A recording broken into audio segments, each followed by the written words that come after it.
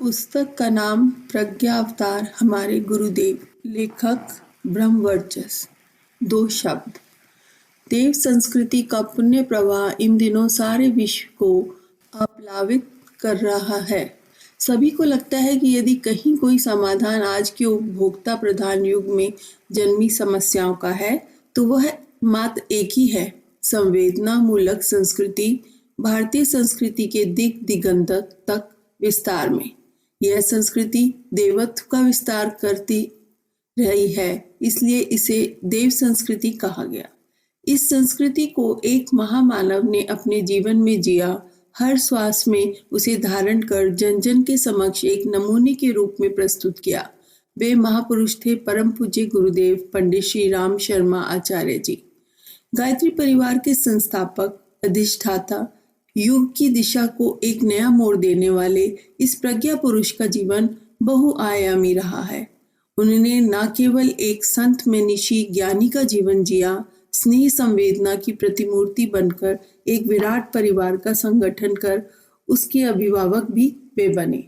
आज के इस भौतिकता प्रधान युग में यदि कहीं कोई शंख निनाद, घड़ियाल के स्वर, मंत्रों की ऋचाएं या धूम के साथ उठते संवेद सामगान सुनाई पड़ते हैं, लोगों को अंधेरे में भी कहीं पूर्व का सूर्योदय की उषा लालिमा दिखाई पड़ती है, तो उसके मूल में हमारे संस्कृति पुरुष ही हैं। इस संस्कृति पुरुष के अवतरण से लेकर उनके द्वारा की गई सांस्कृतिक प्रधान सेवा की साक्षी देता है ये ग्रंथ। संस्कृति पुरुष विशेषांक के रूप में प्रकाशित नवंबर 2000 का अखंड ज्योति अंक जन जन को प्रिय लगा। उन्हीं लेख मालाओं को क्रमबद्ध कर कुछ संपादित कर हम पाठकों के समक्ष इसे रख रहे हैं। देव संस्कृति विश्वविद्यालय की स्थापना की पूर्व बेला में यह ग्रंथ निश्चित ही मान्य और पठनीय बनेगा। उसी गुरु सत्ता के चरणों में यह ग्रंथ एक पुष्पांजलि के रूप में समर्पित है। ब्रह्मवर्चस्व। संस्कृति पुरुष परम पूज्य गुरुदेव। सजल भावनाओं और प्रखर विचारों के राशि राशि सितारों से भारतवर्ष की देव संस्कृति का आकाश भरा पड़ा है। अनंत अनगिन सितारे हैं। यहाँ वैदिक महर्षियों के ज्ञान विज्ञान, बृहस्पति की नीति, कृष्ण का कर्म कौशल, बुद्ध की करुणा, महावीर का त्याग, पतंजलि का योग, मीरा का प्रेम, रैदास रामानुज की भक्ति, नानक की आस्था, तुलसी की श्रद्धा, राम की मर्यादा, सूर का विश्वास, आचार्य शंकर के धारदार पैने तर्क, महर्षि रमन का तप, स्वामी विवेकानंद की देव संस्कृति दिग्विजय, तिलक का राष्ट्र प्रेम, सभी अपनी उज्जवल प्रदीप्त से दीप्तिमान है। लेकिन इन सब की उज्जवल ज्योति जब घनीभूत हो संस्कृति पुरुष की भव्य मूर्ति गढ़ती है तो परम पूज्य गुरुदेव का दिव्य स्वरूप साकार होता है। संस्कृति पुरुष परम पूज्य गुरुदेव में देव संस्कृति के सभी तत्व अपने मौलिक किंतु सार रूप में समाहित हैं। उनके व्यक्तित्व में भावनाओं की सजलता है तो कृत्य में विचारों की प्रखरता है, जो सजल श्रद्धा और प्रखर प्रज्ञा दोनों एक साथ है। वन्नी माता जी उन्हीं की छाया है, उन्हीं में समाहित हैं। उनमें संस्कृति की मधुरिमा एवं सम्मोहन दोनों ही हैं। पूज्य गुरुदेव के विचारों में तप की इतनी प्रबल शक्ति है कि उनका साहित्य पढ़ते समय भी उनका तप प्राण निरंतर आसपास मंडराता रहता है। उनके शब्द कभी बड़े प्यार से हमें अपनी बाहों में भर लेते हैं, सहलाते हैं, प्रेम भरा आश्वासन देते हैं, कभी हमारा आवाहन करते हैं और हमारे एहसास को प्रखर करते रहते हैं। उनके शब्दों में जीवंतता है, अधिकार है, आत्मविश्वास है और है निर्भयता। ये सामर्थ्य उन आध्यात्मिक साधना से उद्भूत है। उन्हें पढ़ने वाला और सुनने वाला इस अनोखेपन का एहसास पाए बिना नहीं रहता। उनकी भाषा अत्यंत सरल, रसमयी, अर्थ को सटीक अभिव्यक्ति देने वाली और हृदय स्पर्शी है। जीवन एवं संस्कृति, अतीव एवं वर्तमान, धर्म और विज्ञान, प्राच्य और पाश्चात्य के किसी भी पहलू के भीतर बैठते समय जब वे उसके एक एक रहस्य को उजागर करते हैं, विश्लेषण एवं समन्वय करते हैं, तो ऐसा लगता है मानो किसी गीत की कड़ी को बार बार नए स्वर्ण अलंकारों से सजा रहे हों। वे देव संस्कृति के हर रहस्य को हमारे दैनंदिन जीवन में घटने वाले हम सबके जाने पहचाने उदाहरण देकर तर्क संगत रूप में प्रस्तुत करते हैं। परम पूज्य गुरुदेव निश्चित ही इस युग के संस्कृति पुरुष हैं। उनमें भारतीय संस्कृति के अस्तित्व एवं अस्मिता का गौरव संपूर्ण रूप से प्रकाशित है। मनुष्य में देवत्व एवं धरा पर स्वर्ग का अवतरण का संकल्प उन्होंने किया है। इस संकल्प को साकार करना प्रत्येक मनुष्य का दायित्व है। देव पुरुष का अवतरण। ब्रजमंडल अपने आप में भारतीय संस्कृति की सारी मधुरता संजोए है। चैतन्य महाप्रभु, वल्लभाचार्य, रूप गोस्वामी, जीव गोस्वामी आदि संतों की साधना भूमि यही है। मीरा यहीं प्रेम विहल हुई थी। भक्ति रसखान तो हर जन्म में ब्रज भूमि में ही रहना चाहते थे, भले ही उन्हें पशु पक्षी वृक्ष वनस्पति यहाँ तक कि पाषाण होकर भी क्यों न रहना पड़े। ब्रज की धरती का यह सांस्कृतिक और आध्यात्मिक अनूठापन निश्चित ही विधाता को भी भा गया। तभी तो नियति ने अपने अकाट्य लिपि लिखी। देव शक्तियों ने नवयुग की संस्कृति चेतना के रूप में संस्कृति परम पुरुष परम पूज्य गुरुदेव के अवतरण का विधान बनाया। दशरथ एवं कौशल्या, वसुदेव एवं देवकी की ही तरह पंडित रूप किशोर शर्मा एवं देवी दान कुमारी को ऋषियों एवं देवों ने मिलकर चुना। पंडित रूप किशोर शर्मा आगरा जनपद के आवलखेड़ा ग्राम में रहने वाले जमींदार थे और देवी दान कुमारी उनकी सहधर्मणी।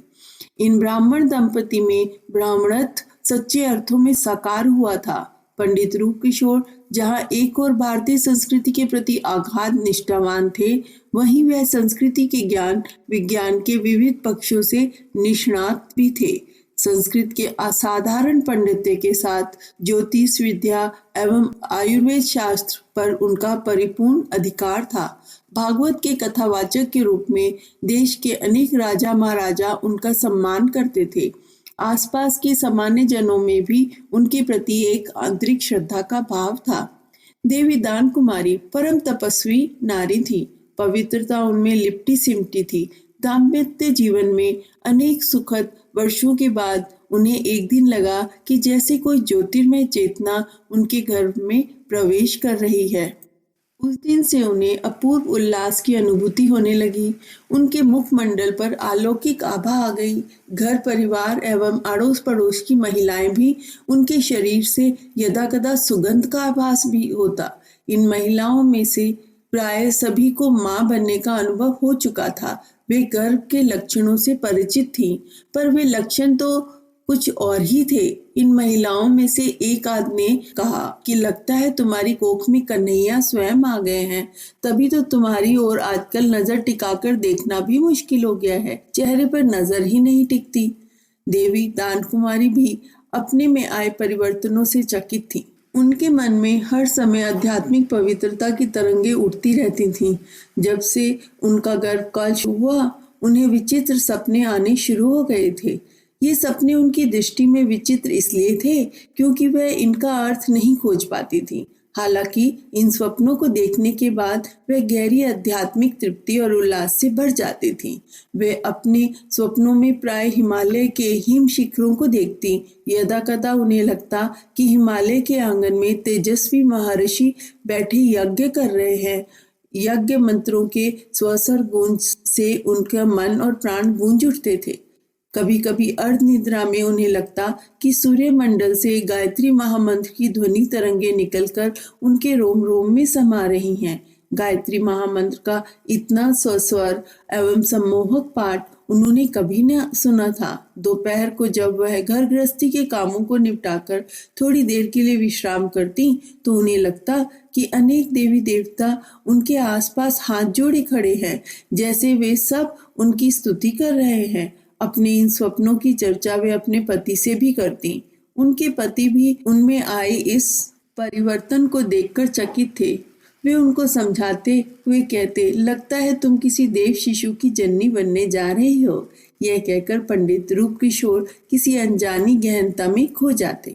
परंतु ये तो जैसे सामान्य स्वप्न थे जो रोज रोज दिखाई पड़ते थे। इनके अलावा उन्होंने गर्भकाल के 9 महीने में 9 विशेष स्वप्न देखे। गर्भ के पहले महीने में उन्होंने देखा कि वह यमुना नदी पर गई हैं, जहां उन्हें चांद तैरता हुआ दिखा।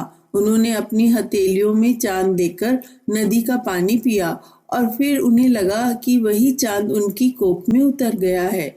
दूसरे महीने में उन्होंने देखा कि किसी ने उनकी कोख पे एक नीर बना दिया है और जब वह अंतस में देखती हैं तो हैरान रह जाती हैं। क्या माँ को ईश्वर का दीदार कोख में से होता है? तीसरे महीने में उन्हें सपना आया कि वे दही बिलौने बैठी हैं तो दही की मटकी से माखन की जगह सूरज का गोला निकल कर आ जाता है। चौथे महीने में जो सपना आया उसमें उन्होंने देखा कि वे अपने घर के आंगन में बैठी हुई गेहूं फटक रही हैं तो पूरी छात सितारों से भर गया है।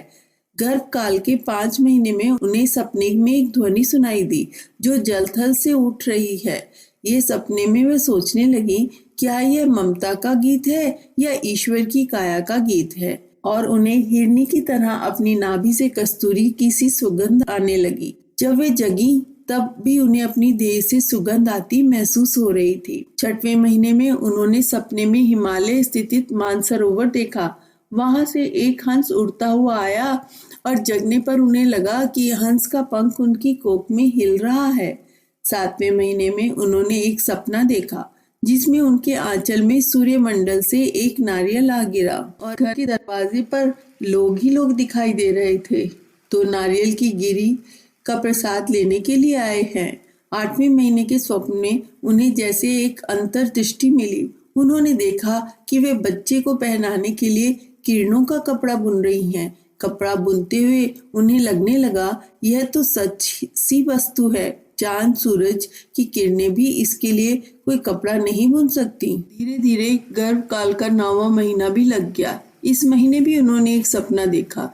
इस सपने में उन्हें लगा कि वे अपनी कोख के सामने माथा नवा रही हैं। देवी दान कुमारी को इस स्वप्न से लगने लगा कि जो भी अपनी कोख में है वह न अपना है न पराया। वह तो अचल का योगी है, सदाशिव संस्कृति पुरुष है जो थोड़े समय के लिए मेरी कोख को धन्य करने आया है। स्वप्न में ही उन्हें लगा कि हवाओं में गीता के स्वर गूंज रहे हैं। तथात्मान सृजाम्यहम्। यह गूंज उनकी आत्मा में समाती रही। इसका सम्मोहन इतना प्रबल था कि वे प्रसव की पीड़ा भी भूल गईं। तब तंद्रा टूटी। तब घर परिवार के सदस्य उन्हें पुत्र जन्म की बधाई दे रहे थे। पंडित रूप किशोर को जब पुत्र जन्म का समाचार मिला तो उन्होंने उसका नाम श्री राम रखा। उनकी ज्योतिष गणना के अनुसार बालक को भगवान राम की तरह मर्यादाशील, महान तपस्वी और देव संस्कृति का उद्धारक होना था। बालक श्री राम की जन्म तिथि थी अश्विन कृष्ण त्रयोदशी विक्रम संवत 1968। आज के कैलेंडर के अनुसार 20 सितंबर 1911। यह दिन नवयुग की सांस्कृतिक चेतना के अवतरण का दिन बन गया। अब संस्कृति पुरुष के जीवन में देव संस्कृति की विविध आयामों का विकास होना था। पुस्तक का नाम प्रज्ञा अवतार हमारे गुरुदेव, लेखक ब्रह्मवर्चस, ऑडियो 2। संस्कृति के पुण्य प्रवाह को मिला नवजीवन। हिमालय की गहनता में ऋचाएं गूंजी, मंत्र मुखरित हुए और संस्कृति का पुण्य प्रवाह चल पड़ा। वैदिक संहिताएं, ब्राह्मण, आर्णक्य, उपनिषद, पुराण, तंत्र, दर्शन आदि मिलकर इस प्रवाह को तीव्रती बनाते रहे। महर्षियों ने अपनी कठोर तप साधनाओं के माध्यम से जीवन एवं अस्तित्व के विविध आयामों की खोज की। जीवन के सदुपयोग एवं संभावनाओं के मार्ग ढूंढे और सबका सार निष्कर्ष बताते हुए कहा, मनुष्य देहोयम शूद्र कामाय नेष्यते। अर्थात यह मनुष्य की देह शूद्र कामों के लिए नहीं है। उन्होंने ये भी बताया कि जब शूद्र कामों और कामनाओं के पीछे भागते हैं तो दुख हमें लपेट लेता है, अवसाद हमें घेर लेता है, संताप का कुहासा हमारे समूचे जीवन पर छा जाता है। संस्कृति के वेग पुण्य प्रवाह में एक समय समूचे भारत महादेश में रहने वाले नर नारियों ने स्नान किया और हम संस्कृति सरिता में स्नान का सुफुल काक होई पिक बकऊ मराला के रूप में सामने आया। मनुष्य में देवत्व का उदय उपजा, उभरा और निखरा। देव पुरुषों एवं महादेवियों को जन्म देने वाली संस्कृति देव संस्कृति कहलाई। समूचे विश्व में इस तथ्य को सत्य के रूप में रखा गया कि इस संस्कृति की गोद में जो भी पला बड़ा है वह देव हुए बिना नहीं रहा। भारत के इतिहास का वह सबसे शक्तिशाली समय था जब समूची कौम अपनी पूरी मेधा में जलती थी और जब कोई कौम अपनी पूरी आत्मा में प्रकट होती थी तब वह कमजोर नहीं होती। उसमें बलशाली व्यक्तित्व और समर्थ सक्षम पनपते हैं। हो भी क्यों ना, जब भी कोई कौम युवा होती है, ताजी होती है, बढ़ती होती है, शिखर की तरफ उठती होती है, जब किसी कौम के प्राणों में सूर्योदय का क्षण होता है तब मनुष्य में देवत्व एवं धरा पर स्वर्ग के अवतरण की साक्षात अनुभूति होती है। संस्कृति के पुण्य प्रभा की पावनता के सानिध्य में भारत देश ने उस युग को देखा और जिया। तब उसमें इतनी सामर्थ्य थी कि वह जहर को भी स्वीकार करे तो अमृत हो जाए, वह जिसको भी छाती से लगा ले तो वह कांटा भी फूल हो जाए, और जिस रास्ते पर पांव रखे वहीं स्वर्ग बिछ जाए। अपने देश में यह देवी सामर्थ्य तब तक रही जब तक देशवासी देव संस्कृति के सूत्रों को अपनाते रहे। अपनी अनूठी संस्कृति जननी की गोद में चलती बढ़ती रही, और जब इन्होंने अपनी संस्कृति की उपेक्षा की दिव्य गुणों में देवी सामर्थ्य ने भी इन्हें ठुकरा दिया। संस्कृति का पुण्य प्रभाव भी मलिन हो गया, इसमें प्रदूषण की भरमार हो गई, इसका तेज लुप्त हो गया। इसका परिणाम है कि भारतवर्ष कोई पिछले 1000 वर्षों से बहुत कमजोर और दीन क्षणों में जी रहा है, जैसे सूर्यास्त हो गया हो। बस सिर्फ याद रह गई है सूर्योदय की। सब और अंधेरा छा गया है, मन दीनहीन हो गया है, पांव रखते डर लगता है, नए मार्ग पर चलने में भय होता है, पुरानी लीक पर ही घूमते रहना अच्छा मालूम पड़ता है। रूढ़ियां और मूर्ताएं ही आज सब कुछ हो गई हैं। नया सोचने में, नए विचार में, नई उड़ान में कहीं भी हिम्मत नहीं जुटती। ऐसे कमजोर क्षण में अमृत भी पीने में डर लगता है। पता नहीं जहर हो, अपरिचित अनजान, फिर पता नहीं क्या कि इसमें मैं बचूंगा या मरूंगा। हर तरफ दिखाई पड़ता है एक भयातुरता। ऐसे में संस्कृति के पुण्य प्रभा के परिशोधन का संकल्प लेकर, नए सूर्योदय का संदेश लेकर एक स्वर मुखरित हुआ। हिमालय की गहनताओं में तप साधना की प्रभा फिर से फैली। वेदों का सार साधना शक्ति के रूप में गायत्री का फिर से अवतरण हुआ। परम पूज्य गुरुदेव पंडित श्री राम शर्मा आचार्य जी के रूप में संस्कृति के पुण्य प्रभा में फिर से पावनता आई। उसमें आया ठहराव फिर से तीव्रगामी हुआ। सच ही है कि ऋषियों की वाणी को कोई ऋषि ही उद्भाषित कर सकता है, और ऋषि तो वही है जिसने अपने भीतर विद्यमान परमात्मा को जान लिया, अंतस की भगवत्ता का बोध पा लिया। ऋषि ग्रंथों की भाषा में कहें तो चारों ओर बहते, भीतर बहते रित को पहचान लिया और विराट अस्तित्व के कण कण में जोड़ने वाला परम अंत सूत्र को खोज लिया, पा लिया।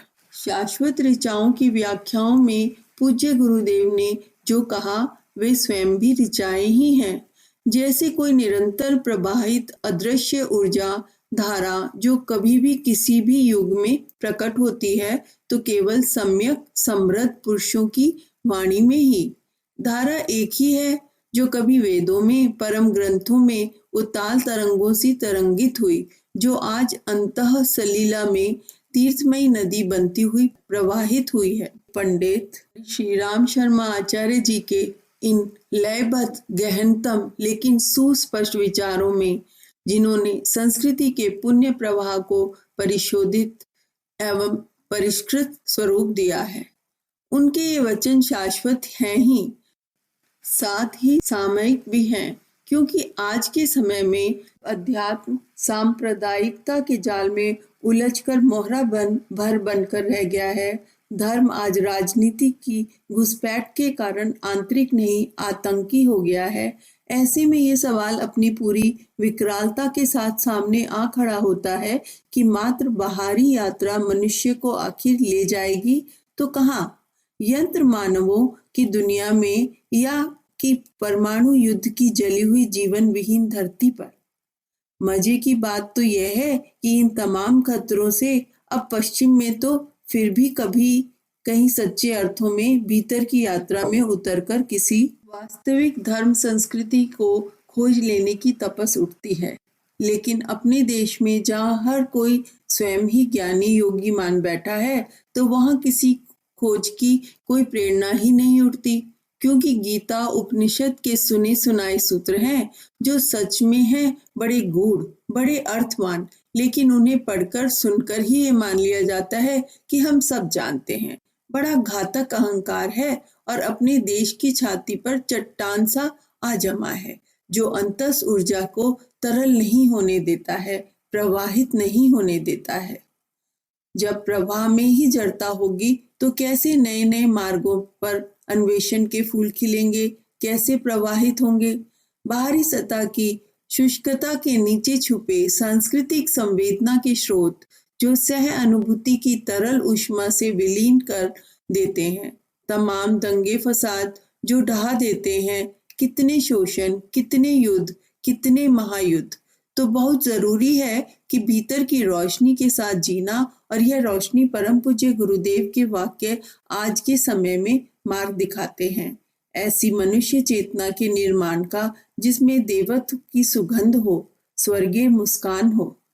संस्कृति पुरुष परम पूज्य गुरुदेव ने संस्कृति के पुण्य प्रवाह की नई चेतना दी है।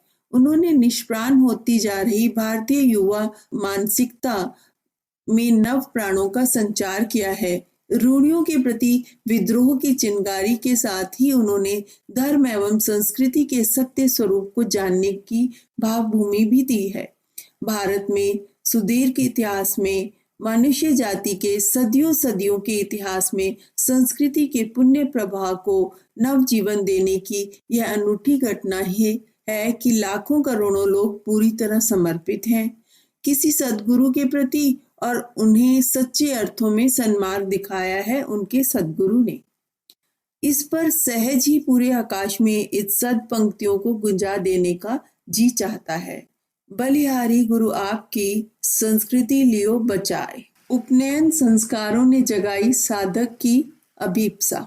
संस्कार ही संस्कृति का निर्माण करते हैं। शिशु श्री राम संस्कारपूत वातावरण में धीरे धीरे बड़े होने लगे। पिता पंडित रूप किशोर एवं माता दान कुमारी ने अपने पुत्र के बचपन में होने वाली सभी संस्कार संपन्न कराए। जात कर्म से जो संस्कार प्रक्रिया शुरू हुई थी, वह नामकरण निष्क्रमण से होती हुई चूड़ाकर्म और विद्या आरंभ तक पहुंच गई। माता पिता तो उन्हें विविध संस्कारों से संस्कारित कर ही रहे थे, पर उनकी जन्म जन्मांतर से अर्जित की हुई संस्कार संपदा कम न थी। बहुत बालावस्था से ही उन्हें जीवन तत्व का बोध था। वे स्वयं में जागृत थे और विश्व को जागृति का संदेश देने आए थे। प्रत्युष के उज्जवल आभा देखकर आने वाले दिन के संबंध में एक निर्भांत धारणा बनती है। बचपन के गुणों को देखकर भावी मंगलमय जीवन का भी एक सुंदर पूर्वाभास पाना संभव होता है। श्री राम जो बाद में हम सबके पूज्य गुरुदेव बने के संबंध में यह बात निसंकोच रूप में कही जा सकती है। उनकी सुगठित सुंदर देह थी, गौर वर्ण था, दोनों नेत्र बड़े बड़े और उज्जवल थे, अंग प्रत्यंग लावण्य में मंडित एवं संपूर्ण मुखमंडल पर एक अपूर्व आभा छाई रहती। देखते ही प्यार करने की इच्छा होती। उनका मन सैकड़ों सुंदर कल्पनाओं से पूर्ण था। हृदय स्नेह सिक्त, बुद्धि कुशाग्र, साहस अमित, अचिंतनीय उद्भावनी शक्ति, कार्यक्षमता असीम और उत्साह अद्भय, और सबसे बढ़कर थी उनकी ईश्वर के प्रति उन्मुखता। जीवन से ही थे वे ध्यान सिद्ध, आत्मज्योति में सदा निमग्न, पूजा प्रार्थना आत्म अनुसंधान में बचपन से ही उनकी रुचि एवं अधिकार थे। इन अनन्य असाधारण संस्कृति पुरुष के जीवन के विविध अध्याय पढ़ने पर हम लोग पाएंगे कि ये सारी बातें अतिरंजित नहीं बल्कि सत्य की तुलना में बहुत कम है। बाह्य संस्कारों ने उनके आंतरिक संस्कारों को और अधिक प्रदीप्त किया।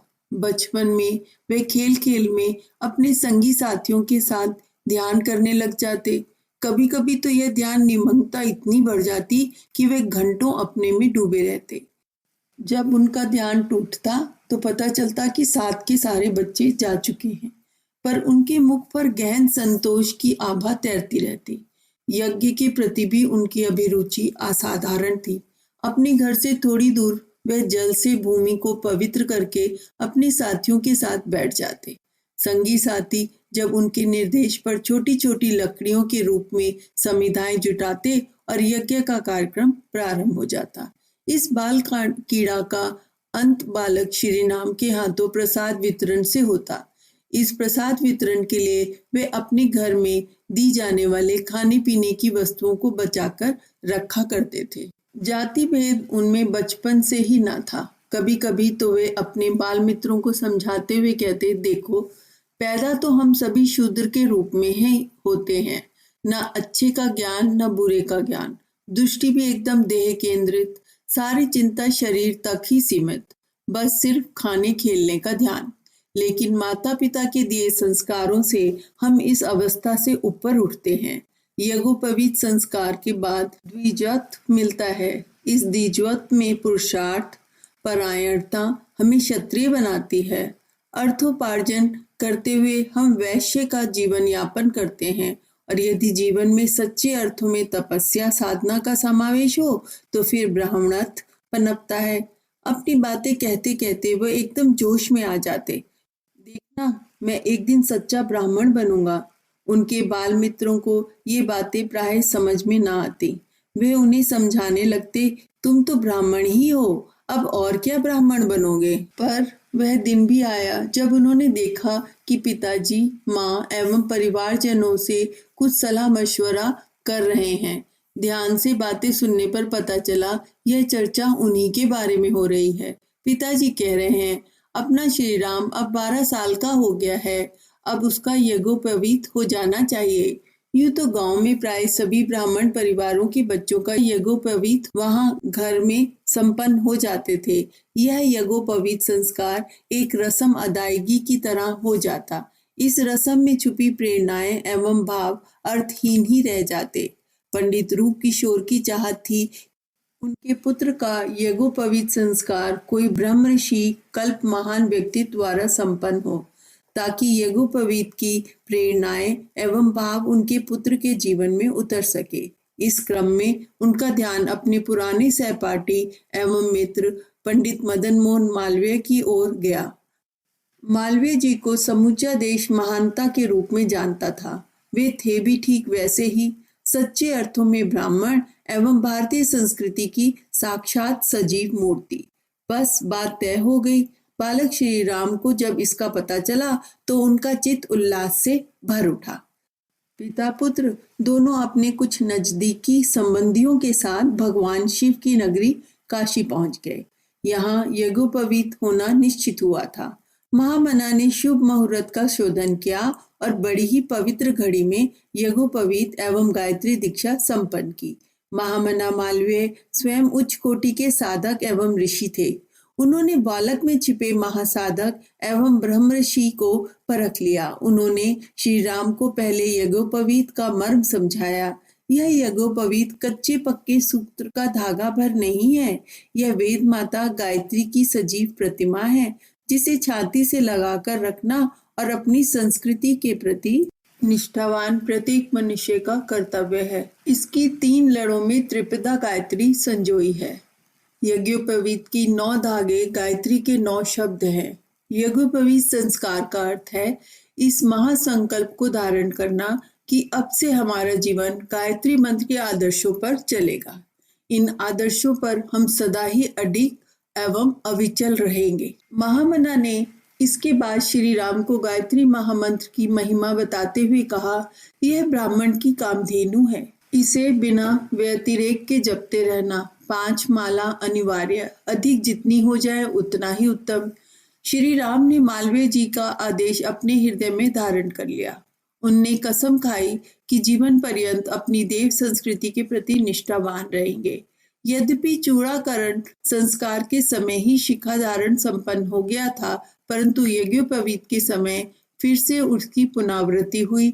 और सबसे बड़ी बात है कि महामना पंडित मदन मोहन मालवीय सरीखे ब्रह्म ऋषि ने उन्हें सूत्र के साथ शिखा का भी महत्व समझाया। उन्होंने बताया कि यह शिखा हमारी संस्कृति की ध्वज है, जिसे हम अपने सिर पर धारण करते हैं। शिखा धारण शिखर व्यक्तित्व बनने का गढ़ने का संकल्प है। महामना मालवीय जी की इस सांस्कृतिक शिक्षा ने उनके बाल मन में एक धुन जगा दी थी। देव संस्कृति के शाश्वत प्रतीक शिखा और सूत्र को धारण करने के बाद उनमें एक तीव्र लगन लग गई कि वे अपना समूचा जीवन अपनी संस्कृति के अध्ययन अनुसंधान में लगाएंगे। ऋषियों द्वारा प्रेरित प्रवर्तित संस्कृति के रहस्यों का अनुभव करेंगे। उनकी यह अभिप्सा दिनों दिन तीव्र होने लगी। उनका हृदय अपने जन्मांतर के मार्गदर्शक एवं परम सद्गुरु को पुकारने लगा। पुस्तक का नाम प्रज्ञा अवतार हमारे गुरुदेव। लेखक ब्रह्मवर्चस। गुरुरेव परब्रह्म। यज्ञोपवीत संस्कार के बाद ही बालक श्री राम की अंतरात्मा अपने सद्गुरु से मिलन के लिए विहल हो उठी। उन्होंने शास्त्रों पुराणों के मर्मज्ञ अपने पूज्य पिता से सुन रखा था कि देव संस्कृति का वैभव विकास सद्गुरुओं की देन है। इनकी तप साधना का ही परिणाम है कि भारतीय धर्म एवं संस्कृति के साथ शाश्वत सनातन जैसे विशेषण जोड़े जाते हैं।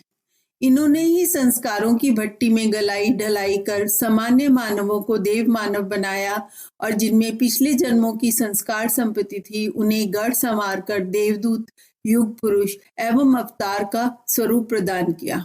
गोरखनाथ को गढ़ने में मत्स्येंद्रनाथ की ही कुशलता थी। ज्ञानेश्वर का भव्य स्वरूप सोपान देव के हाथों निखारा गया था। भगवान श्री राम एवं देवकी नंदन श्री कृष्ण की दिव्यता के पीछे महर्षि वशिष्ठ, ब्रह्म ऋषि विश्वामित्र और गुरु संदीपनी के तप साधना आसानी से देखी परखी जा सकती है। इसीलिए तो अपनी संस्कृति गुरुरेव परब्रह्म कहकर गुरु चरणों में श्रद्धा से शीश निवाती है।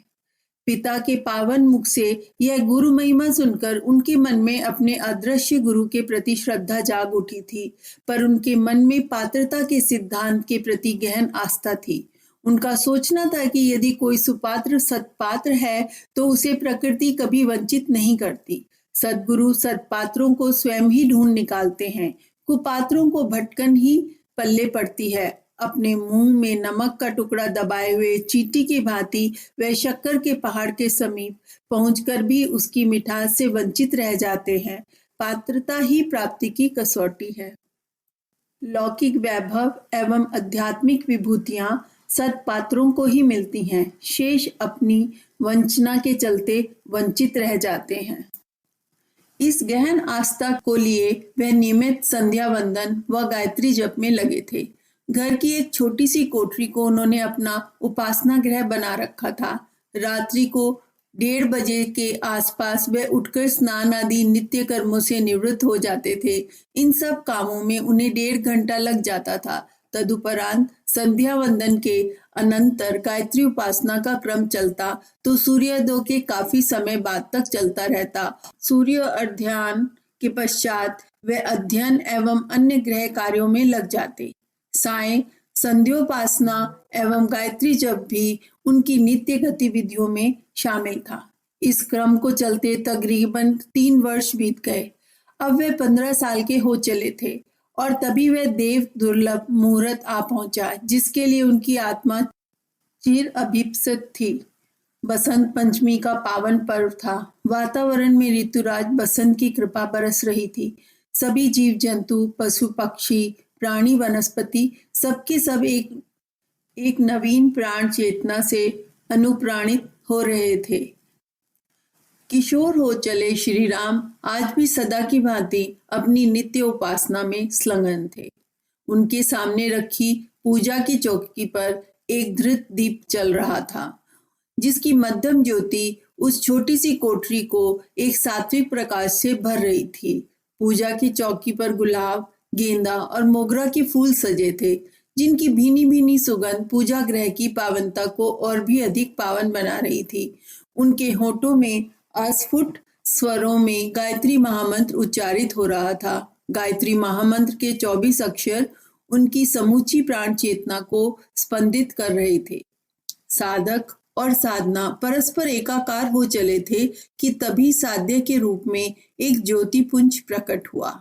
इस ज्योतिपुंज में स्वर्गीय उजास और इसके शीतल प्रभाव में जीवात्मा के भय तापों को हरने की क्षमता थी। धीरे धीरे ज्योतिपुंज ने मानव का आकार लिया। यह आकृति किसी अलौकिक तपस्वी एवं महायोगी की थी। साधनारत श्री राम अपनी बंद कोठरी में इन देव पुरुष की अद्भुत उपस्थिति को देखकर निर्वाक थे। उन्हें सूझ ही नहीं रहा था कि वे क्या बोलें और क्या करें।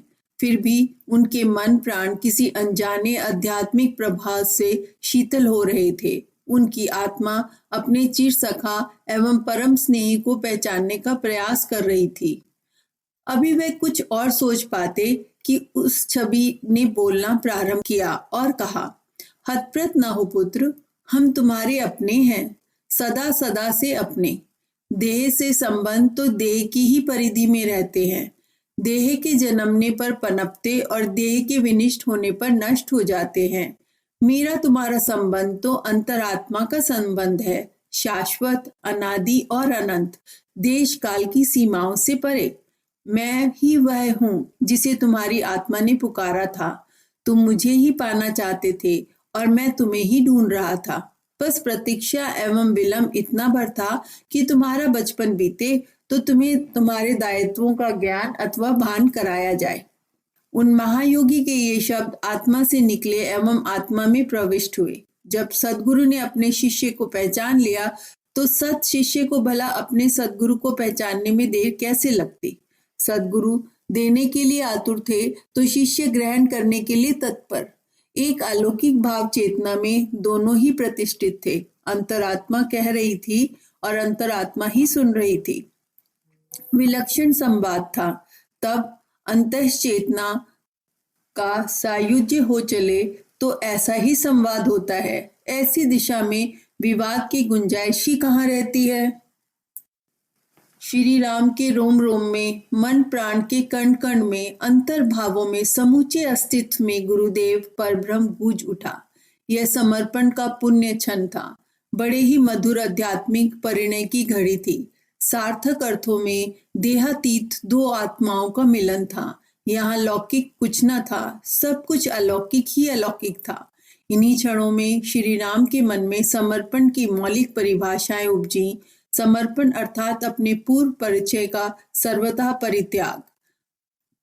अब तो सद्गुरु का दिया परिचय ही अपना परिचय, अपनी देह गुरु कार्य का माध्यम, अपना मन गुरु चेतना का वासस्थान, अपनी भावनाएं गुरु प्रेम में निमग्न। ये परिभाषा विचारों के दायरे तक कैद न थी। इसका स्वरूप क्रियात्मक था और था इस समर्पण के प्रति अटूट निष्ठावान संकल्प। सद्गुरु अपने शिष्य को पाकर धन्य थे और शिष्य अपने परम आत्मीय सद्गुरु को पाकर कृतज्ञ था। दोनों की चेतना भाव विहल थी। शिष्य की आंखों से चिर वियोग के बाद परम मिलन की भावना झर रही थी तो सद्गुरु के नेत्रों से कृपा की ज्योति बरस रही थी। मिलन के इन प्रगाढ़ क्षणों में गुरु शिष्य संबंधों की शाश्वतता के ऊपर काल देवता ने जो धूल डाली थी वह झड़ने लगी थी। सब कुछ साफ हो उठा था। जन्म जन्मांतर प्रत्यक्ष होने लगे थे। पुनर्जन्म का रहस्य अनावृत होने लगा था। पूर्व जन्मों की अनुभूति ने कराया आत्मबोध। जीवन केवल वर्तमान देह तक सीमित नहीं है। वर्तमान देह तो बस चिर अतीत से चली आ रही जीवन क्रम की विविध श्रृंखलाओं में जुड़ने वाली एक कड़ी है। सूक्ष्म शरीरधारी ज्योतिर्मय सद्गुरु के वचन साधक श्री राम को गहन आत्म परिचय के लिए प्रेरित करने लगे। वे अभी भी पद्मासन पर ध्यान मुद्रा में बैठे थे। सामने पूजा की चौकी पर अभी भी धृत दीप अपना प्रकाश बखेर रहा था। हालांकि उसकी प्रभा सद्गुरु देव के सूक्ष्म शरीर से विकिरित होते आलोक के समक्ष नगण्य लग रही थी। उन ज्योतिपुंज गुरु सत्ता के अधरों पर हल्का सा स्मित हल्का।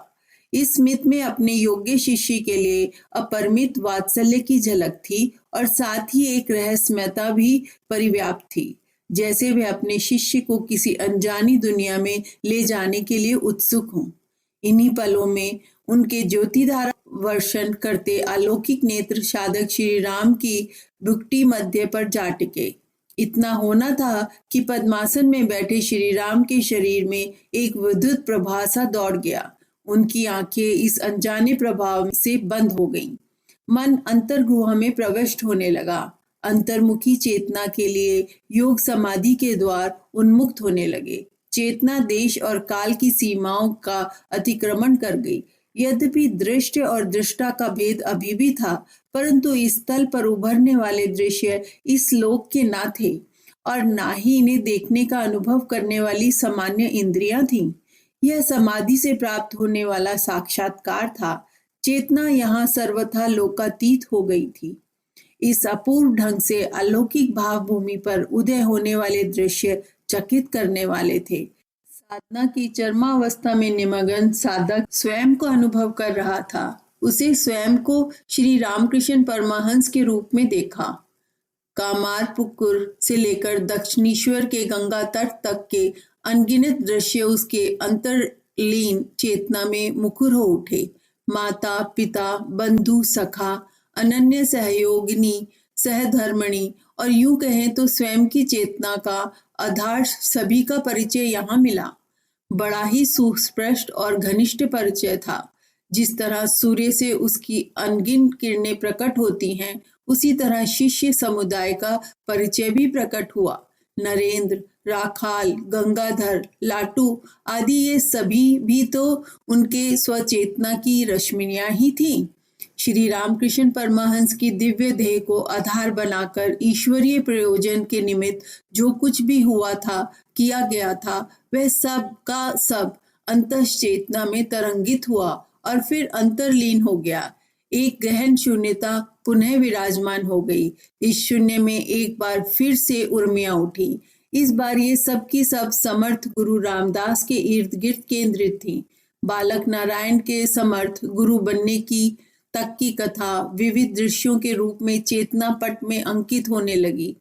पूरा का पूरा जीवन तप के अग्नि प्रचंड उपक्रमों से भरा दिखाई दिया।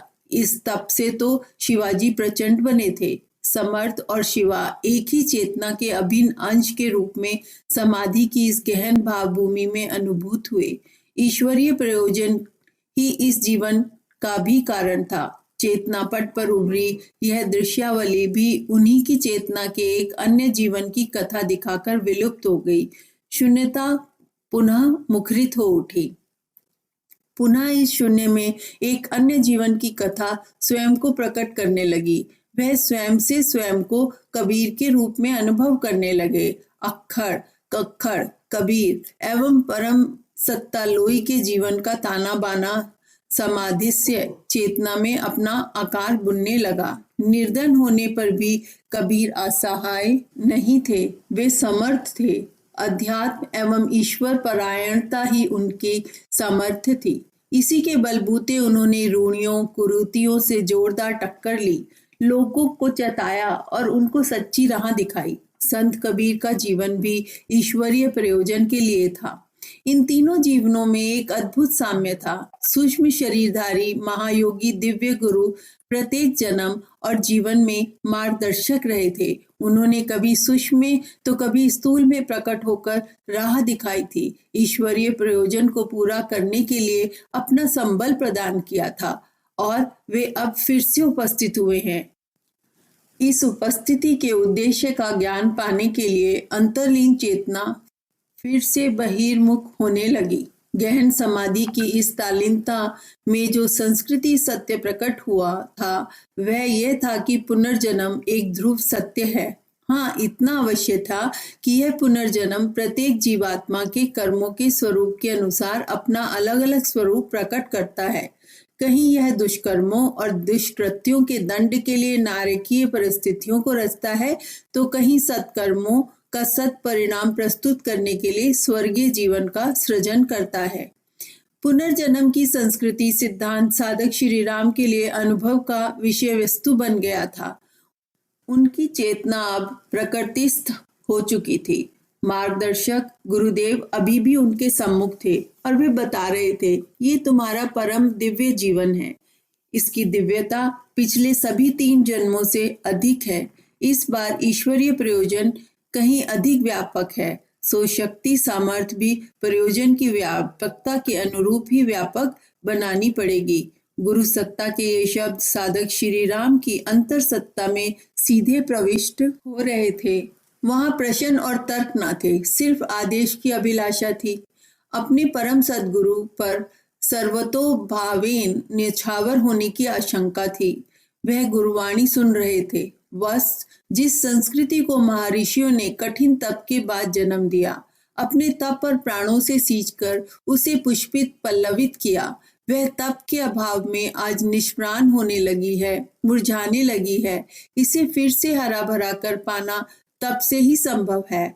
आज संस्कार तो क्या, आचार और विचार भी मरने लगे हैं। भारतवासियों की ये दुर्दशा देखकर पूर्वकालीन महर्षियों की आत्माएं संतप्त हैं। संस्कृति ना रही तो देश तो क्या, मनुष्य भी ना बचेगा। मुझे क्या करना है गुरुदेव? शिष्य के मन में अपने गुरु का आदेश पाने की आशंका चेतना के तटबंध तोड़ने लगी थी। तत् वत्स केवल तप, वह भी देव संस्कृति की परम सूत्र गायत्री महामंत्र को आधार बनाकर। गायत्री महामंत्र केवल 24 अक्षरों की लिपि मात्र नहीं है, ये संस्कृति का मौलिक सूत्र है। इसकी सटीक एवं समुचित व्याख्या करने से देव संस्कृति के सारे आयाम और समस्त रहस्य उजागर हो जाते हैं। पर यह सब बौद्धिक विवेचना की विषय वस्तु नहीं है। इसका बोध तो गायत्री महामंत्र की कठिन तप साधना से ही संभव है। अभी तक तुम जो साधना कर रहे थे वह गायत्री की सामान्य साधना थी। अब तुम्हें इसकी विशेष साधना में प्रवृत्त होना पड़ेगा।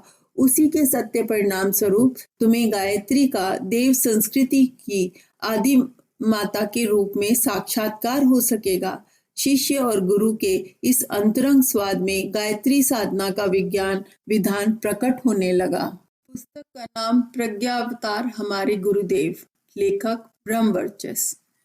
वेद माता उनकी चेतना में अवतरित हुई। देव संस्कृति की आदि माता गायत्री हैं। मार्गदर्शक गुरु ने यह सत्य अपने शिष्य को हृदयगम कराया। इसी के साथ उन्हें तप साधना के कठोर अनुबंधनों में बांधकर वह दिव्य सत्ता अंतर्ध्यान हो गई। अब 15 वर्षीय श्री राम को 24 अक्षर वाले गायत्री महामंत्र के 24 लाख के 24 महापुष्चरण संपन्न करने थे। यह तप साधना 24 वर्षों में की जानी थी। इस साधना में अखंड दीप के सामने 6 घंटे नियमित जप करते हुए मात्र जौ की रोटी एवं छाछ पर निर्वाह करना था। इंद्रिय संयम, विचार संयम, समय संयम एवं अर्थ संयम, इसके ऐसे व्रत बंध थे जिन्हें पूरा करने के लिए साधक प्रवर श्री राम की चेतना पहले से ही निष्णात हो चुकी थी। शुभस्य शीघ्रम, इस संस्कृत सुभाषित का अनुसरण करते हुए यह क्रम उसी दिन से प्रारंभ हो गया। पूजा वेदी पर जल रहे धृतद्वीप ने सन 1926 ईस्वी की बसंत पंचमी से ही अपना अखंडता प्राप्त कर ली। दीपशिखा की अखंड अविरामता की ही तरह साधक की गायत्री साधना ने भी अखंड एवं अविराम गति पकड़ ली और इसके परिणाम स्वरूप अंतर यात्रा भी अविराम हो चली। इसमें आने वाले विविध पड़ाव, विभिन्न अनुभूतियां गायत्री साधना के रहस्यों को स्वयं ही उद्घाटित करने लगी। इस सतत साधना के कुछ ही वर्षों बाद साधक श्री राम के चैतन्य में सर्वमयता स्थिर हो गई। जो बाहर हो रहा था वह भीतर होता हुआ प्रतीत होने लगा। अहम और इदम के मध्य जो आच्छादन था दूर हो गया। साधक के कण प्रतिकण में, अणु परमाणु में जो अव्यक्त नाद था वह सुनाई पड़ने लगा। कभी तो भेरी बजती, कभी मृदंग, कभी वीणा, कभी शंख ध्वनि होती और कभी सब मिलकर एक अलौकिक संगीत की सृष्टि करते। साधना में सर्वत्र अणु परमाणुओं के विद्युतीय कणों के नित्य घूर्ण होते दिखाई देते। उनके सतत वेधन, ध्वंस और नए नए समुच्चयों से अनंत पदार्थों की सृष्टि, विकास और समाप्ति के सिलसिले अंतःकरण में प्रतिबिंब होने लगे। जब काल में साधक के पिंड में अयस्कांत मणियां सक्रिय हो गईं, गुरुत्व आकर्षण पहले भी था, चुंबक सभी में होता ही है, किंतु अब ये चुंबक उनमें शतगुणित हो गई। उनके ध्यानस्थ चेतना में पर्वत ऊपर उठने लगे। तुषार से ढके श्रृंग उनके चिदाकाश में समाया करते। उनके हृदय प्रवेश में इच्छा रूप धारिणी षट ऋतुएं अपना रंग दिखाती और ध्रुव प्रदेशों में साधक की चेतना 6 मास के दिन व रात्रि के अद्भुत दृश्यों में खो जाती। उन्हें काल की प्रत्येक धड़कन सुनाई पड़ने लगी। दिक् उनकी इच्छानुसार छोटे बड़े होने लगे। उनका चिंतन प्रभाव धाराक्रम परख हो गया और विवेक के प्रकाश में विचारणीय विषय स्वयं अपने समाधान खोलने लगे। गायत्री तप साधना के इस सतत क्रम में साधक श्री राम को वितर्क, विचार, अस्मिता और आनंद से संप्रज्ञात समाधि लगने लगी। वह जब तक चाहते प्रकाश में शून्य में दिव्य पक्षी की तरह भ्रमण करते रहते। वृत्ति निरोध से उनके द्वंद्व दग्ध होते गए। अविद्या, अस्मिता, राग, द्वेष, अभिविनेश ही नहीं, स्मृति, ग्लानि, शौक, भय, जुगुप्सा, लज्जा, गर्व, क्रोध आदि 33 संचारी और 8 स्थायी भावादि से भी चित्त मुक्त हो गया। उनमें चेतना सर्वदा प्रशांत शारदीय गंगा धारा सी बहने लगी।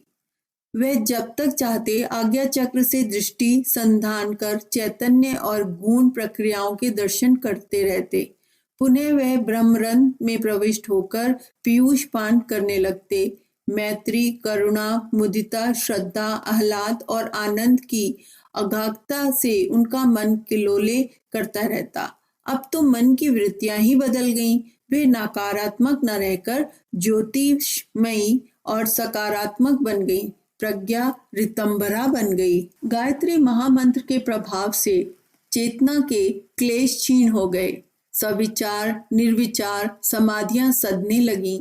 मैं शरीर नहीं हूँ। साधना प्रारंभ करते समय ये मात्र एक प्रत्यय था, अब प्रतीति हो गई। अन्यता नियता में, अशुचि पावनता में, दुख सुख में और अनात्म आत्मा में रूपांतरित हो गया। आदिशक्ति माता गायत्री की अनुकंपा से सम्यक ज्ञान हो गया। विद्या की पराकाष्ठा विवेक ख्याति पा गई। उनका राग अब प्राणी मात्र के कल्याण की कामना का पर्याय बन गया। उनकी अंतश्चेतना ब्रह्मांड सरोवर में ब्रह्म कमल की तरह खिल उठी।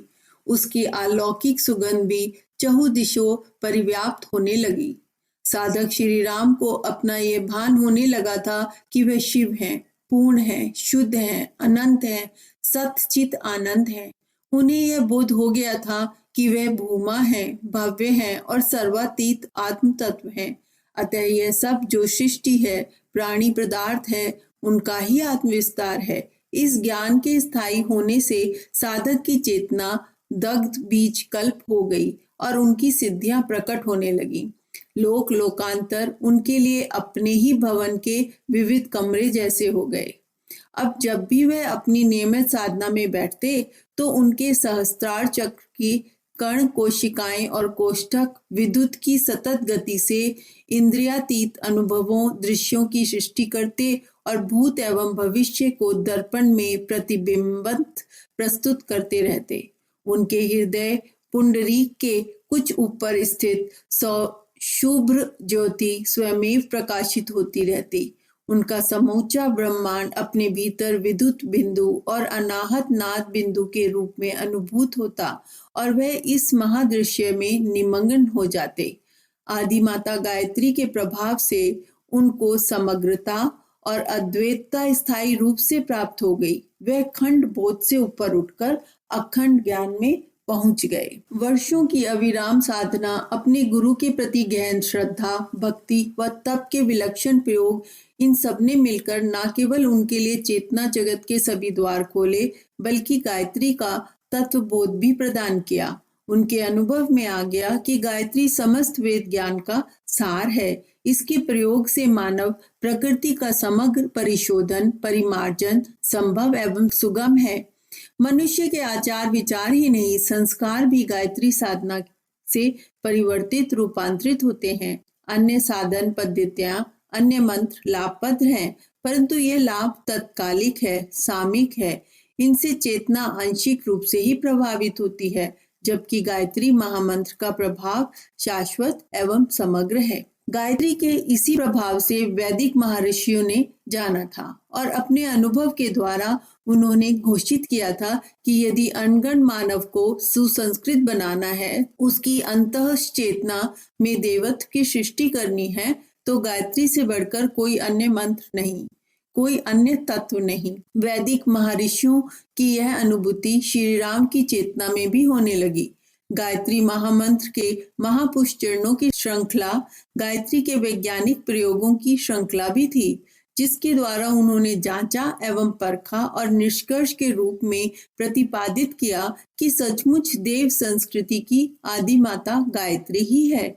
इस युग शक्ति का अवतरण यदि जन चेतना पर हो सके तो मानव एवं मानवीय संस्कृति का सतत पोषण एवं अभिवर्धन आज भी संभव है। गायत्री के साथ ही उन्होंने इन्हीं दिनों गौ, गंगा, गीता की महिमा भी अनुभव की। अनुभूतियों के ये अक्षर उनकी अंतश्चेतना में धीरे धीरे लिपिबद्ध होने लगे। श्रद्धा हुई प्रगाढ़ 3 पावन प्रतीकों से। गौ, गंगा, गीता भारतीय संस्कृति का प्रतीकात्मक बोध कराते हैं। इनमें से गौ सात्विकता का प्रतीक है, तो गंगा तरल सरल प्रवहमान पावनता का, जबकि गीता संस्कृति के उच्च आदर्शों एवं अध्यात्म ज्ञान का प्रतीक है। बालावस्था से ही संस्कृति पुरुष श्री राम का मन अंतःकरण इन तीनों के प्रति श्रद्धाशील था। मार्गदर्शक गुरुसत्ता के मिलन के बाद तो यह श्रद्धा और अधिक प्रगाढ़ हुई। गुरुदेव ने उन्हें जो साधना का विज्ञान विधान बतलाया, उसके अनुसार तो ये तीनों ही प्रतीक उनकी साधना का अभिन्न अंग बन गए। उन्होंने गौ, गंगा, गीता को गायत्री से अभिन्न जाना और अनुभव किया। सूक्ष्म शरीरधारी गुरुदेव ने सबसे पहले अपने शिष्य को गायत्री साधना का जो विधि विधान बतलाया, उसमें गौ की महिमा स्वयमेव ओतप्रोत थी।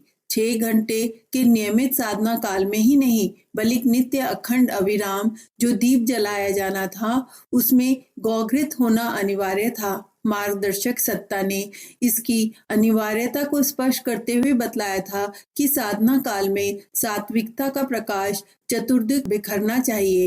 यूं तो गायत्री जप स्वयं में यज्ञ है, परंतु जप यज्ञ की यह प्रक्रिया मन, प्राण, अंतःकरण तक ही सीमित रहती है।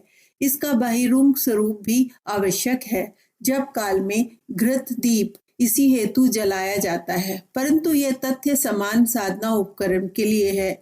जब प्रयोजन विशेष हो तब आयोजन भी विशिष्ट होना चाहिए, इसलिए अखंड दीप अनिवार्य है। इस दीप से उठने वाले ज्योति सात्विकता एवं निष्कामता की ही प्रभा बिखरे, इसलिए इसमें घृत गौ का ही होना चाहिए, क्योंकि समूची धरती पर गौ ही एकमात्र ऐसा प्राणी है जो पूर्णतः सात्विक है। प्राचीन काल में ऋषि महर्षियों द्वारा गौ पालन में सात्विकता की शुभेच्छा ही निहित थी। गौ से जो तत्व हमें प्राप्त होते हैं, उनसे भी सात्विक तरंगे ही निकलती हैं, भले ही इसे हमारी सामान्य आंखें देख ना पाए। इसी क्रम में सात्विकता का विशेष अभिवृद्धि के लिए विशिष्ट मिष्टान जौ की रोटी के साथ गौ की छाछ को लेने का निर्देश हुआ। गौ की महिमा भारतीय संस्कृति में जगह जगह बखानी गई है। इस महिमा में निहित सत्य को सामान्य आंखें भले ही न देख पाए, परंतु अध्यात्मवेता इससे सतत अनुभव करते हैं और आत्मसात करते हैं। संस्कृति पुरुष श्री राम के जीवन में यह अनुभव प्रारंभ से ही पग पग पर समाया रहा। अपनी इस अनुभूति को शब्द देते हुए उन्होंने गायत्री महाविज्ञान के प्रथम खंड में लिखा है। उनके अनुसार शरीर और मन के अनेक विकारों को दूर करने के लिए गव्य कल्प अभूतपूर्व है। गाय का दूध, गाय का दही, गाय की छाछ, गाय का घी सेवन करना, गाय के गोबर निर्मित कंडों से दूध गर्म करना चाहिए। गाय के शरीर से निकलने वाला तेज बड़ा सात्विक एवं बलदायक होता है। गौ की ही भांति गंगा की सांस्कृतिक व आध्यात्मिक महत्व है। गंगा भी गायत्री तत्व से अभिन्न है। गंगा तरल सरल प्रवहमान पावनता का मूर्त रूप है। इसमें चिर प्राचीन काल से महर्षियों, महायोगियों एवं तपस्वियों का तप प्राण समाया रहा है। यह स्थूल आंखों से न दिखाई देने पर भी अनुभव करने योग्य सत्य है। साधक प्रवर संस्कृति पुरुष श्री राम अपनी पूजा स्थली पर गंगा जल से भरा एक पात्र नियमित रूप से रखा करते थे। उनके अनुसार नियमित साधना प्रारंभ करने से पहले गंगा जल से 3 बार आचमन मन प्राण अंतःकरण में एक अलौकिक पवित्रता का संचार करता है। इसके प्रभाव से चित्त वृत्तियां सहज ही निरुद्ध होती हैं, एकाग्रता अपने आप सजती है। गंगा के प्रति उनका यह लगाव जीवन के अंत काल तक बना रहा। हरिद्वार के सप्तऋषि क्षेत्र में गंगा तीर पर शांति कुंज की स्थापना इसी का जीता जागता प्रमाण है। वह शांति कुंज की साधना सत्रों में आने वाले साधकों प्रज्ञा पुत्रों को नियमित गंगा भ्रमण और गंगा जल के पान के लिए प्रोत्साहित किया करते थे। उनका कहना था कि गंगा जल में तप की उर्मियां उमड़ती हैं। गंगा का किसी भी तरह से सानिध्य आध्यात्मिक उत्थान के लिए हितकर है। उन्होंने प्राण प्रत्यावर्तन, कल्प साधना, चंद्रायण साधना आदि में भाग लेने वाले साधकों के लिए भोजन निर्माण की व्यवस्था में भी गंगा जल का प्रयोग करवाया, जिसके परिणाम भी सामने आए। वे कहा करते थे, गंगा जल की महिमा जितनी वैज्ञानिक है उतनी अनंत गुना सांस्कृतिक और आध्यात्मिक है। यदि परिस्थितियां वश किसी के लिए गंगा स्नान व गंगा जल पान संभव ना हो तो मानसिक एवं भावनात्मक रूप से गंगा स्नान एवं गंगा जल पान करना चाहिए। गंगा गायत्री का ही रूप है, तभी तो गंगा दशहरा एवं गायत्री जयंती के रूप में दोनों का अवतरण तिथि एक। गीता भी इनसे अलग नहीं है। ये भारतीय संस्कृति का प्राण तो है ही। संस्कृति पुरुष श्री राम के प्राणों का तत्व भी यही है। गायत्री छंदसाम महम का गीता वाक्यम यह स्पष्ट करता है कि गायत्री गीताकार एवं उसकी कृत का साक्षात स्वरूप है और साधक प्रवर श्री राम तो अपनी साधना के प्रारंभिक काल से ही गायत्री में होने के साथ गीता में भी हो गए थे। कर्म, भक्ति और ज्ञान के रूप में गीता की यह त्रिवेणी उनके अंतरंग एवं बहिरंग जीवन में शाश्वत एवं सतत प्रवाहित थी। वे मानव जीवन में इन तीनों के प्रभाव को सतत व एक साथ महत्व देते थे। उन्हीं के शब्दों में कहें तो भक्ति एवं ज्ञान से विमुख कर्म केवल महत्वाकांक्षा की पूर्ति का साधन व जीवन में भटकन का पर्याय बनकर रह जाता है। इसी तरह कर्म एवं ज्ञान से विमुख भक्ति कोरी भावुकता बन जाती है और यदि ज्ञान कर्म और भक्ति से विमुख हो तो कोरी विचार तरंगे ही पल्ले पड़ती हैं, जो मात्र दिवा स्वप्नों की सृष्टि करती रहती हैं। वे कहा करते थे कि गीता का महत्व गीता पाठ तक सीमित नहीं है। रटने से तो तोता भी राम राम रटता रहता है, किंतु बिल्ली जैसे ही उस पर झपट्टा मारती है वैसे ही वह टैटे करने लगता है। गीता में निरूपित कर्म, ज्ञान और भक्ति जब तक जीवन में नहीं रच बसे जाते तब तक गीता का यथार्थ महिमा प्रकट नहीं होती। उनके जीवन में यह महिमा क्षण प्रतिक्षण पल प्रतिपल प्रकट थी। जिन्होंने उन्हें नजदीक से देखा और जाना उनके लिए यह कथन तनिक भी अतिशयोक्तिपूर्ण न लगेगा कि वह गीता और गीताकार के मूर्तिमान स्वरूप हो गए थे और तभी तो उन्होंने अपने शिष्यों एवं संतानों को परम वात्सल्यपूर्ण स्नेह से अभयदान देते हुए कहा था कि न में भक्तः प्रणश्यति। इसी के साथ उन्होंने जिज्ञासु साधकों को यह साधना सूत्र भी दिया था, सर्वधर्मान परित्यज्य मामेकम शरणम ब्रज। ये सूत्र उनके लिए हैं जो उनके हैं और उनका होना चाहते हैं। गीता के साथ गंगा एवं गो में निहित संस्कृति तत्व उनके जीवन में सहज परिव्याप्त थे। हालांकि उनका जीवन ऊपर से दिखने में सामान्य गृहस्थ का था, जिसे उन्होंने तपोवन बना लिया था। पुस्तक का नाम प्रज्ञा अवतार हमारे गुरु, लेखक ब्रह्मवर्चस्व। गृहस्थ ही बना एक तपोवन। गृहस्थ देव संस्कृति का केंद्र है। संस्कृति के विभुत पहलू, विभिन्न आयाम इसी केंद्र के सारे प्रकट विकसित होते हैं।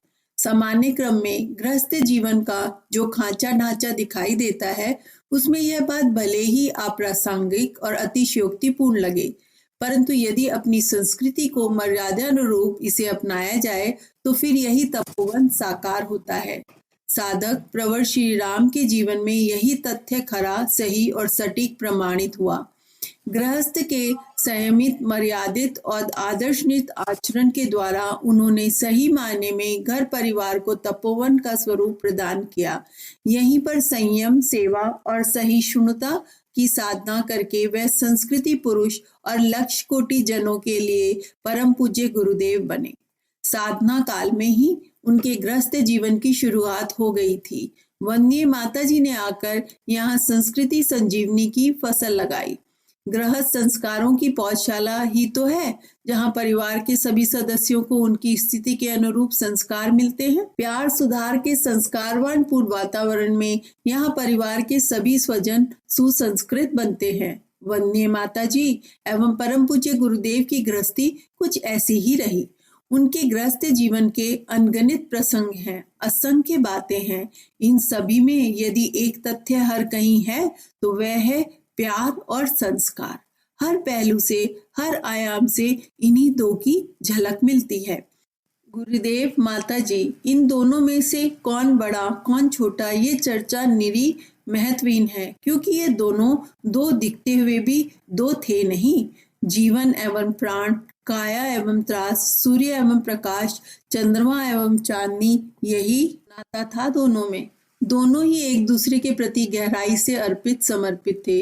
उनका सब कुछ तो एक था। ये सच्चाई उनसे मिलने वाले भी अनुभव करते थे। ना जाने कितने प्रसंग हैं जब परिजनों ने पाया कि जो पहले वंदनीय माता जी ने कहा वही बाद में परम पूज्य गुरुदेव ने बताया, अथवा जो पहले गुरुदेव ने कहा वही बाद में माता जी ने बताया। यह अभेद एक तत्व मात्र आध्यात्मिक एवं अतीन्द्रिय प्रसंगों तक सीमित न था। सामान्य जीवन क्रम में, रोजमर्रा के कामों में इसकी उतनी ही झलक मिलती थी। दोनों की नित्य एकता, परस्पर का अविराम सहचर्य हर कहीं झलकता था। मथुरा के जीवन काल में वंदनीय माता जी पत्र पढ़कर सुनाती थी और परम पूज्य गुरुदेव जवाब लिखते थे।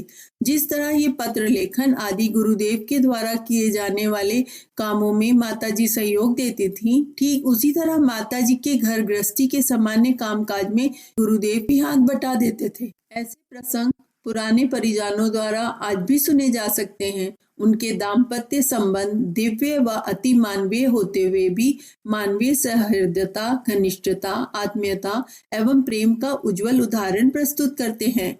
जहां तक परिवार की बात है तो उन दोनों ने भी कभी भी अपने परिवार को अपने 2 पुत्र और 2 पुत्रियों तक सीमित नहीं माना। हालांकि अपने पुत्र और पुत्रियों को उन्होंने अच्छी शिक्षा दिलाई, उत्तम उत्कृष्ट संस्कार दिए, अपनी वसीयत एवं विरासत के रूप में उन्हें उज्जवल प्रेरणाएं एवं आदर्श निष्ठा सौंपी, पर उनके मन में परिवार के स्वजनों के प्रति जो कर्तव्य भाव था उसकी सीमा इससे कहीं अधिक बृहत्तर थी। उसकी परिधि अपनी 4 संतानों से कहीं अधिक विशाल एवं विराट थी। गुरुदेव माता जी का अपना सबसे छोटा परिवार अखंड ज्योति परिवार था। सही मायने में इसे ही उनके गृहस्थ जीवन की शुरुआत कहें तो उचित होगा, क्योंकि अखंड ज्योति पत्रिका और अपने हस्तलिखित पत्रों के माध्यम से वे अपने बच्चों को शिक्षा एवं संस्कार देने में ही तो लगे थे। उनके द्वारा विनिर्मित गृहस्थ का तपोवन इसी व्यापक दायरे में फैला था। इस अखंड ज्योति परिवार में बात, शिक्षा और संस्कार तब तक सीमित नहीं थे। प्यार, दुलार, अपनत्व, ममता, झिड़की, फटकार, मनुहार, सभी कुछ इसमें शामिल था। बच्चों पर माँ बाप का अधिकार होता है तो बच्चे भी माँ बाप पर अपना पूरा अधिकार जताते हैं। मथुरा के दिनों का ही एक प्रसंग उन दिनों से जुड़े एक परिजन आज भी बड़े चाव से सुनाते हैं। उनके अनुसार एक दिन वे देर रात तकरीबन 2 बजे अखंड ज्योति संस्थान पहुंचे। सब लोग सो चुके थे। दरवाजा खटखटाने पर वंदनीय माता जी ने द्वार खोला और अपना से उन्हें अंदर बिठाया। घर परिवार, निजी जीवन की थोड़ी चर्चा के बाद भोजन का उपक्रम हुआ। माता जी ने पराठे बनाए और उन्होंने खाए। इसके बाद उन्होंने निवेदन किया, माताजी गुरुदेव से मिलवा दो। माताजी ने समझाया, बेटा सुबह मिल लेना। इस पर वे परिजन दुखी हो गए। कहने लगे, हम तो गुरुजी से मिलने आए, भागे भागे चले आए, लेकिन गुरुजी तो मिलेंगे ही नहीं। तभी गुरुजी अपने कमरे से निकलकर आ गए और बोले, कोई बात नहीं, मिल लो। बच्चों का हट तो माँ बाप को रखना ही पड़ता है, पर अभी तुम सो जाओ, बातें सुबह आराम से करेंगे। ऐसी परिवार की भावनाएं बोई थी गुरुदेव ने। इन्हीं की व्यापकता, विशालता आज कोटि जनों ने अपने में समेटे युग निर्माण मिशन में दिखाई पड़ रही है। छोटी शुरुआत धीरे धीरे बड़ी हुई। अखंड ज्योति परिवार और अधिक बड़ा होकर गायत्री परिवार बना।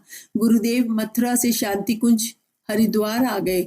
इन अन्य शब्दों में कहें तो गुरुदेव का गृहस्थ जीवन और व्यापक हुआ, या यूं कहा जाए कि उनके गृहस्थ रूपी तपोवन ने अपना और अधिक विस्तार किया। दायरा बढ़ा, दायित्व वही निभाया जाता था। अपनी संतानों को शिक्षा व संस्कार देना था। अपने बच्चों को गढ़ संवार कर, उन्हें निखार कर सुसंस्कृत बनाना ही उनका मकसद था। वे अनूठे थे, उनकी गृहस्थी अनोखी थी, और आज भी लाखों करोड़ों को संस्कार देने वाले ही तो सच्चे अर्थों में सुसंस्कृत पुरुष होगा। ये संज्ञा किसी और ने नहीं, उनके बच्चों ने उनको दी है।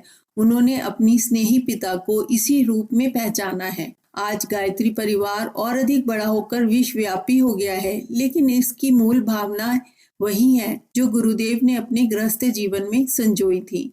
उनके गृहस्थ जीवन के अनगिनत प्रसंग आज उनकी संतानों के लिए, भारतीय संस्कृति में निष्ठा रखने वालों के लिए अनमोल प्रेरणाएं हैं। बात अखंड ज्योति संस्थान गायत्रो तपोभूमि मथुरा की हो या फिर शांति कुंज की, परम स्नेही पिता के रूप में परम पूज्य गुरुदेव एवं वात्सल्य माँ के रूप में वंदनीय माता जी हर कहीं अपना आदर्श प्रस्तुत कर शिक्षा एवं संस्कार देते दिखाई पड़ते हैं। अभी भी कुछ ऐसे लोग हैं जो शांति कुंज के शुरुआती दिनों से आते रहे हैं। उन्हें उनके ऐसे ढेरों प्रसंग याद हैं कि कैसे गुरुदेव माता जी रात 2 बजे जगकर भी किसी आगंतुक परिजन को भोजन व्यवस्था करवाते थे, रूठ जाने वालों को मान मनोहार करते थे और गलती करने वालों पर कड़ी फटकार भी लगाते थे। यही तो अपनी संस्कृति की पहचान है, पर्याय है। इस संस्कृति संवेदना से तो संस्कार पनपते हैं, सद्गुणों का बीजारोपण होता है।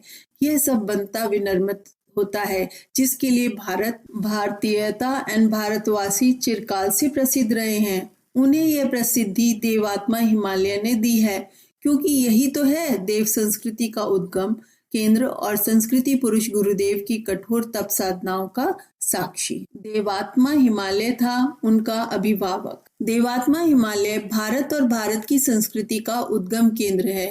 यहीं मानव जाति ने अपने प्रथम पग रखे। यही संस्कृति की पहली किरण ने अपनी उज्जवल आभा बिखेरी, जिनके सघन होते प्रकाश से क्रमशः आर्यवर्त, अजनाब वर्ष एवं भारतवर्ष का स्वरूप साकार हुआ। पुरातन ऋषि महर्षियों ने अनगिनत आध्यात्मिक प्रयोग यही किए। देवों और ऋषियों का मिलन यही हिमालय के आंगन में हुआ। इन देवों और ऋषियों की पूंजीभूत चेतना का स्वरूप ही तो हिमालय है, तभी तो इसे देवात्मा कहा जाता है। इसी देवात्मा हिमालय की प्रतिनिधि ऋषि सत्ता ने संस्कृति पुरुष श्री राम के जीवन में आध्यात्मिक प्रकाश उड़ेलकर उनका हिमालय से नाता जोड़ा। यूं हिमालय से उनका यह नाता जन्म जन्मांतर का था, युग युगीन था, चिर पुरातन था। बस इसे नवीन करने की रीति निभाई गई। उनके अंतर हृदय को तो देवात्मा हिमालय की अदृश्य तरंगें बालावस्था से ही आकर्षित करती रहती थीं। तभी तो वे 8 वर्ष की आयु में ही एक बार स्वतः ही हिमालय की ओर चल पड़े थे। बाद में जब घर के लोगों को, पारिवारिक स्वजनों को पता चला, तब वे जिस किसी तरह से उनको समझा बुझाकर वापस लाए। पर 15 वर्ष की अवस्था में तो देवात्मा हिमालय ने स्वतः ही अपने प्रतिनिधि को उनके पास भेज दिया। मार्गदर्शक गुरुदेव का आगमन उनके लिए हिमालय का आमंत्रण ही था। इस प्रत्यक्ष आमंत्रण के बाद आवश्यक तैयारी के रूप में उनकी साधनात्मक गतिविधियां प्रारंभ हुई। इस साधना क्रम के मध्य में ही एक दिन उन्हीं की भाषा में हमारे हृदय का बेतार का तार बज उठा। इस एक वाक्य में इस बात का स्पष्ट संकेत है कि उनकी चेतना हिमालय के स्वरों को साफ तौर पर सुनने समझने लगी थी। उनके मार्गदर्शक ने उन्हें बतलाया था कि ऋषि सत्ताओं की निवास स्थली हिमालय की यह दिव्य क्षेत्र सब तरह से गुहा व अलौकिक है। सामान्य मानव तो क्या अतिश्रेष्ठ एवं समर्थ साधक भी यहाँ तक नहीं पहुँच सकते। यह दिव्य स्वरूप मात्र पर्वत शिखरों की सौंदर्य गाथा तक सीमित नहीं है। पर्वत शिखरों की ऊंचाइयां तो हर साल सैकड़ों देशी विदेशी पर्यटक सैलानी छूते रहते हैं। समाचार पत्रों में, विभिन्न पत्रिकाओं में उनकी कथा गाथा छपती रहती है, पर यह सब हिमालय का भौतिक सौंदर्य है। इससे परे हिमालय का दिव्य क्षेत्र है, जिसे संस्कृति पुरुष गुरुदेव ने चेतना का ध्रुव केंद्र बताया है। यहाँ से वह दिव्य आध्यात्मिक ऊर्जा निस्त्र होती है और जो देव संस्कृति का सृजन करती है। इससे घनिष्ठ संबंध सूत्र जोड़कर ही हिमालय के देवात्मा स्वरूप से परिचित हुआ जा सकता है। इस चेतना ने परम पूज्य गुरुदेव को सुसंस्कृत पुरुष बनाया। स्थूल शरीर से की गई 3 यात्राओं एवं सूक्ष्म शरीर से की गई 4थी यात्रा में उन्होंने यहाँ आकर हिमालय के दिव्य स्वरूप का साक्षात्कार किया और उसे आत्मसात किया। प्रथम बार हिमालय जाना तो प्रथम सत्संग था। ऋषिकेश से उत्तरकाशी तब तक उन दिनों सड़क और मोटर की व्यवस्था नहीं थी, पगडंडियां ही थी। इसके बाद भी पूरा रास्ता पैदल घनघोर चढ़ाई वाला था, लेकिन हिमालय के आंगन में पांव रखते ही जैसी पूरी थकान गायब हो गई थी। उत्साह के अतिरेक में उन्हें यही नहीं पता चला कि कितने समय वे यहाँ आ पहुंचे हैं। बस ध्यान की गहराइयों में देखी गई दृश्यावली को अपने सामने जीवंत पाकर वे अभिभूत हो गए। नंदनवन की इस सुरम्यता में मार्गदर्शक गुरुदेव प्रकट हुए। एक बार वह स्थूल शरीर में सम्मुख थे। अधिक वार्ता क्या हो, बस उन्होंने स्नेह भरी दृष्टि से उनकी ओर देखते हुए कहा, जो जन्म जन्मांतर से गुरु शिष्य रहे हैं उन्हें कुशल प्रश्न आदि औपचारिक बातों की आवश्यकता नहीं रहती। अपने गुरुदेव की इस सघन कृपा को स्वयं पर अनुभव कर उनके मुखमंडल पर विस्मय और संतुष्टि के भाव उभर आए। उनका कंठ गदगद हो गया, आंखों में आनंद अश्रु आ गए। अनिर्वचनीय आनंद से उन्होंने आंखें मूंद ली, कपोलों पर आंसू झरने लगे, सहजता माथा झुक गया। मार्गदर्शक ने दाहिना हाथ उनके माथे पर रखा और आशीर्वाद देकर धीमी गति से निकल गए। अनादि और अनंत काल की गरिमा को संजोता दिन तालबद्ध गति से बढ़ चला और भगवान सूर्य अस्ताचल की ओर जा चुके। उनके विराग की छाया संपूर्ण धरातल पर विस्तीर्ण हो गई। संपूर्ण हिम आच्छादित गिरि शिखर गौरी कवर्ण वीतरागी सन्यासी के वेश में परिवर्तित हो गए। धीरे धीरे यह विराग सात्विकता की चांदनी में परिवर्तित होने लगा। पूर्णिमा थी, हिमपात भी अधिक नहीं हो रहा था। चंद्रमा की शीतल ज्योत्सना समूचे हिमालय पर फैल गई। उस दिन ऐसा लगा कि हिमालय सोने का है। दूर दूर तक बर्फ के टुकड़ों तथा बिंदु बरस रहे थे। वे ऐसे अनुभव कराते थे मानो सोना बरस रहा है। तभी मार्गदर्शक गुरुदेव आ पहुंचे। उन महान ऋषि के आ जाने से गर्मी का एक घेरा सुसंस्कृत पुरुष श्री राम के चारों ओर बन गया। उन्होंने मौन रहकर ही उन्हें एक इंगित किया और वह चुपचाप उनके पीछे पीछे चल पड़े। आश्चर्य! उन्हें सचमुच महान आश्चर्य हुआ कि उनके पांव जमीन से ऊपर उठते हुए चल रहे थे। आकाश गगन अंतरिक्ष में चलने की यह सिद्धि उन्हें अनायास ही गुरु कृपा से प्राप्त हो गई थी। उन्हें अनुभव हो रहा था कि उन बर्फीले उबड़ खाबड़ हिमखंडों पर चलना इस आश्चर्यजनक क्षमता के बिना कठिन ही नहीं शायद असंभव होता। जैसे जैसे वे आगे पदन्यास करते थे उनका शरीर तैरता हुआ आगे आगे जाता था। अचानक उनका शरीर ऊपर की ओर जाने लगा और वह हिम आच्छादित पर्वतों के एक के बाद एक अनेक उतंगु शिखरों को पार करते हुए ऐसे घोर क्षेत्र में पहुंच गए जहां कुछ दिव्य गुफाएं थीं। इन गुफाओं में संस्कृति निर्माता पुरातन ऋषि ध्यानस्थ बैठे थे। वे बड़ी ही पुण्य घड़ी थी। यह देव संस्कृति के वास्तविक उद्गम से साक्षात्कार था।